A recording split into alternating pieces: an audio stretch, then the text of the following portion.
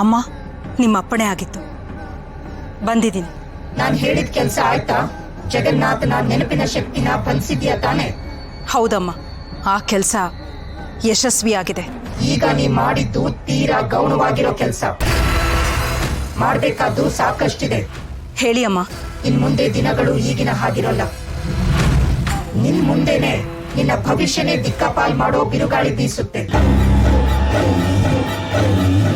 ಅಮ್ಮ, ಅರ್ಥ ಆಗ್ಲಿಲ್ಲ. ಸದ್ಯದಲ್ಲೇ ನೀನು ನಿನ್ನ ಸರ್ವನಾಶಕ್ಕೆ ಕಾರಣವಾಗಿರೋರ್ನ ಭೇಟಿ ಮಾಡ್ತೀಯ. ಆ ಶಕ್ತಿ ಅಂಬಿಕಾ ಪರವಾಗಿ ನಿಂತು ನಿನಗೆ ಮುಖಾಮುಖಿ ಆಗತ್ತೆ. ಆ ಶಕ್ತಿ ಯಾವ್ದಮ್ಮ? ಸದ್ಯದಲ್ಲೇ ಆ ಶಕ್ತಿ ಜೊತೆ ನಿನ್ನ ಭೇಟಿ ಆಗತ್ತೆ. ಆ ಶಕ್ತಿ ಯಾರು ಅಂತ ನನಗೆ ಹೇಗ್ ಗೊತ್ತಾಗತ್ತೆ? ನೀವಿಬ್ರು ಮುಖಾಮುಖಿ ಆದಾಗ ಪ್ರಾಣಿ ಪಕ್ಷಿಗಳೆಲ್ಲ ಚೀರೋದಕ್ಕೆ ಶುರು ಮಾಡ್ತವೆ. ದಿಕ್ಕು ತಪ್ಪಿ ಓಡೋದಕ್ಕೆ ಶುರು ಮಾಡ್ತವೆ. ನೀಲಿ ಆಕಾಶ ಕೆಂಪಾಗಿ ಬೆಂಕಿ ಉಂಡೆನ ಉಗುಳೋದಕ್ಕೆ ಶುರು ಮಾಡುತ್ತೆ. ತಂಪು ಗಾಳಿಯನ್ನ ಲಾವಾ ರಸನ ಹೊತ್ಕೊಂಡು ಬರ್ತವೆ. ಎಲ್ಲ ಅಲ್ಲೋಲ ಕಲ್ಲೋಲವಾಗುತ್ತೆ. ಭೂಮಿಗೆ ನಡುಕ ಬರುತ್ತೆ. ಸೂರ್ಯನ್ಗೆ ಮಬ್ಬು ಹಿಡಿಯುತ್ತೆ. ಸಮುದ್ರ ಉಕ್ಕಿ ಹರಿಯುತ್ತೆ. ನಿಮ್ಮಿಬ್ರು ಶಕ್ತಿನೂ ಹತ್ರ ಆದಾಗ ಈ ಜಗತ್ತಲ್ಲಿರೋ ಚರಾಚರನು ವಿಲವಿಲ ಒದ್ದಾಡುತ್ತೆ. ಸದ್ಯದಲ್ಲೇ ಆ ಶಕ್ತಿ ನಿನಗೆ ಹತ್ರ ಆಗುತ್ತೆ. ಆಗ ನಿನ್ ಕಣ್ಣೆದುರಲ್ಲೇ ಬೆಂಕಿ ಉಂಡೆಗಳು ಪ್ರತ್ಯಕ್ಷ ಆಗ್ತವೆ. ಭಯಂಕರವಾದ ಶಬ್ದಗಳು ಕೇಳಿಸುತ್ತವೆ. ಆಗ ನೀನು ಅರ್ಥ ಮಾಡ್ಕೋ, ಆ ಶಕ್ತಿ ನಿನ್ ಹತ್ರ ಬರ್ತಿದೆ ಅಂತ. ಒಂದು ಕ್ಷಣ ನಿರ್ಲಕ್ಷ್ಯ ಮಾಡಿದ್ರು ನಿನ್ನ ವಿನಾಶ ನೆನಪಿರ್ಲಿ.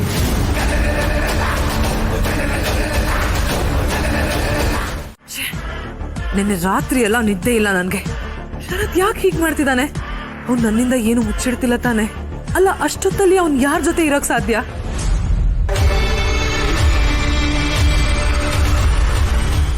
ಏನ್ ಮಾಯಾ, ಏನ್ ಯೋಚನೆ ಮಾಡ್ತಾ ಇದ್ಯಾ? ಮ್ಯಾಮ್, ಶರತ್ ಯಾವ್ದೋ ಕೆಲ್ಸದ ಮೇಲೆ ಬೆಳಿಗ್ಗೆ ಬೇಗನೆ ಹೋದ, ಯಾಕೆ? ಅಲ್ಲ ಮ್ಯಾಮ್, ಶರತ್ ನನ್ನ ಹತ್ರ ಏನೋ ಮುಚ್ಚಿಡ್ತಿದ್ದಾರೆ ಅಂತ ಅನಿಸ್ತಾ ಇದೆ. ನಿನ್ನೆ ರಾತ್ರಿ ಅವ್ರಿಗೆ ನಾನು ಫೋನ್ ಮಾಡಿದ್ದೆ. ಯಾರ್ದೋ ಹುಡುಗಿ ವಾಯ್ಸ್ ಕೇಳಿಸ್ತಾ ಇತ್ತು. ಅದ್ರಲ್ಲಿ ಏನಿದೆ ಮಾಯಾ?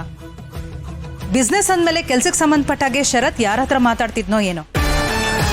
ನೀನ್ ಸುಮ್ನೆ ಏನೇನೋ ಯೋಚನೆ ಮಾಡಿ ಅವನ್ನ ತಪ್ಪು ತಿಳ್ಕೊತಾ ಇದ್ಯಾ ಅಷ್ಟೇ. ಇಲ್ಲ ಮ್ಯಾಮ್, ನನಗೆ ಯಾಕೋ ಸಮಾಧಾನ ಆಗ್ತಿಲ್ಲ. ನನಗೆ ಆ ಹುಡುಗಿ ಯಾರು ಅನ್ನೋದು ಗೊತ್ತಾಗ್ಬೇಕು. ನಾನೇ ಶರತ್ ಹತ್ರ ಕೇಳ್ತೀನಿ. ಹೋಗು, ಆದ್ರೆ ಒಂದು ತಿಳ್ಕೊ, ನೀನ್ ಶರತ್ನ ಪ್ರಶ್ನೆ ಮಾಡೋದಕ್ಕೂ ಮುಂಚೆ ಶರತ್ಗೆ ಶಾಶ್ವತವಾಗಿ ಗುಡ್ ಬೈ ಹೇಳೋದಕ್ಕೆ ತಯಾರ. ಮ್ಯಾಮ್,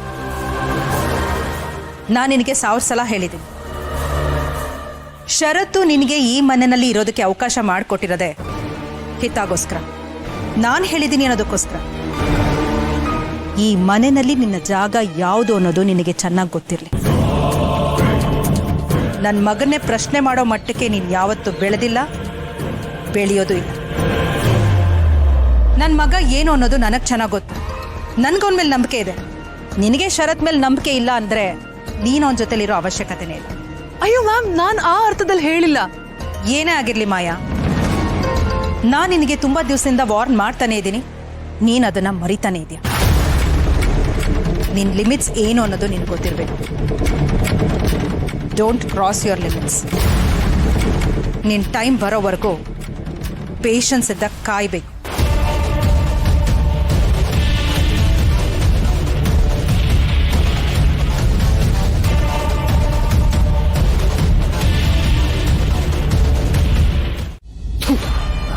ಜನ್ಮಕ್ಕೆ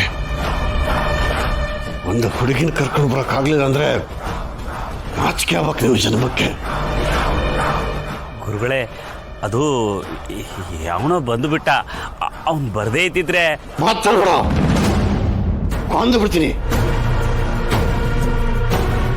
ನೀನಲ್ಲೇ ಇರೋ, ಆ ಹುಡುಗಿ ಸಿಗೋವರೆಗೂ ವಾಪಸ್ ಬರಬೇಡ. ಆಯಿತು ಗುರುಗಳೇ.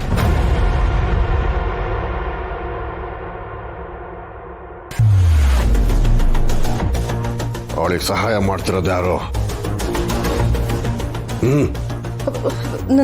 ನನಗೆ ಗೊತ್ತಿಲ್ಲ ಗುರುಗಳೇ.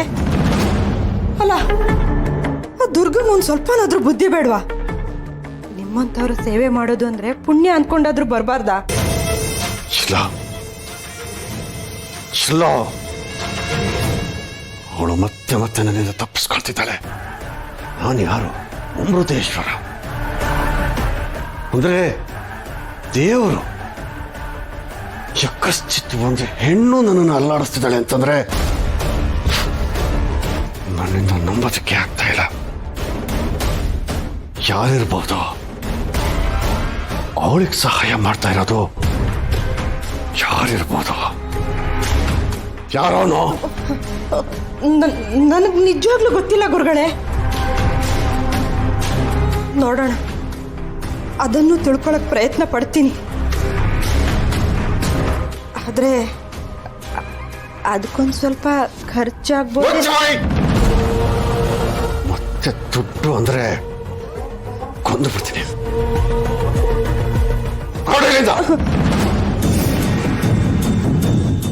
ಹೇ ದುರ್ಗಾ, ಯಾಕೆ ಹೀಗೆ ಹೊಟ್ಟೆ ಹುರಿಸ್ತಿದೀಯಾ? ನೀನ್ ಮನ್ಸ್ ಮಾಡಿದ್ರೆ ನಾನೀಗ ಹೇಗ್ ಬದುಕ್ಬೋದಿತ್ತು? ಎಲ್ಲ ಹಾಳು ಮಾಡಿದ್ ಸಾಲದು ಅಂತ ಈಗ್ಲೂ ಕಾಡ್ತಿದ್ಯಲ್ಲೇ. ಹೊರಡು ಅಂದೆ.